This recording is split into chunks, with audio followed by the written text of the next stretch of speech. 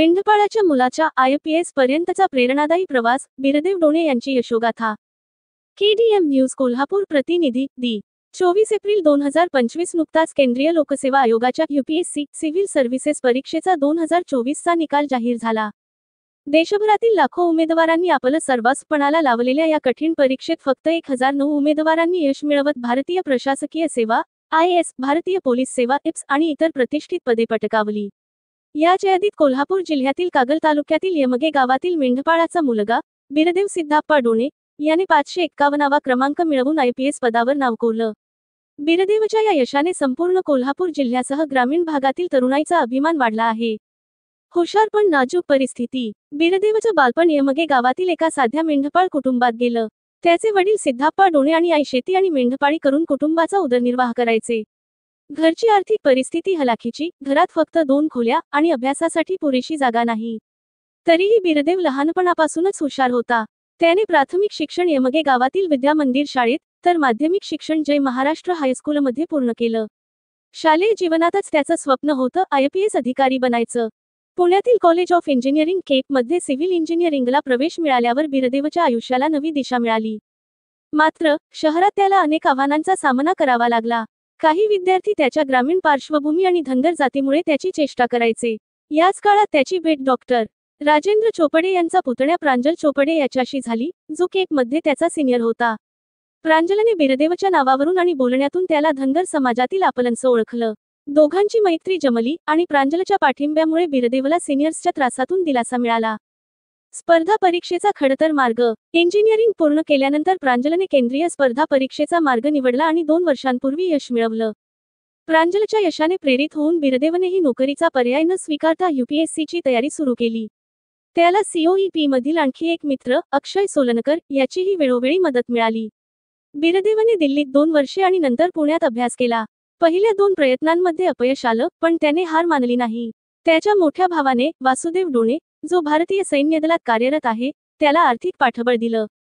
मेंढ्या चारताना निकालाची बातमी। 22 एप्रिल 2025 रोजी UPSCचा निकाल जाहीर झाला। त्यावेळी बिरदेव बेळगावजवळ आपल्या मेंढ्या चारत होता। त्याचे वडील सिद्धाप्पा यांचे 2 महिन्यांपूर्वी किडनीच्या दगडाचे ऑपरेशन झाले होते।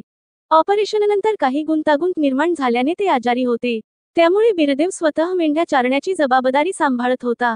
प्रांजलने निकालात बिरदेवचं नाव 551व्या क्रमांकावर पाहिलं आणि त्याला फोन केला। तू का मेंढ्या घेऊन गेलास? असं विचारल्यावर बिरदेव म्हणाला, वडील आजारी आहेत, त्यामुळे मीच मेंढ्या चारायला गेलो। प्रांजलने त्याला IPS पद मिळाल्याची आनंदाची बातमी दिली। गावकऱ्यांनी बिरदेवचा पारंपरिक धनगरी फेटा बांधून सत्कार केला। वडिलांच्या आजारपणात मित्रांची साथ। वडिलांच्या ऑपरेशनसाठी पैशाची गरज भासली तेव्हा बिरदेवने प्रांजल आणि कोल्हापूरचा मित्र आशिष पाटील IAS यांच्याशी संपर्क साधला। आशिषच्या ओळखीने कोल्हापूरच्या खाजगी वैद्यकीय महाविद्यालयात ऑपरेशनाची सोय झाली। या कठीण काळात मित्रांनी दिलेल्या आधाराने बिरदेवला धीर मिळाला।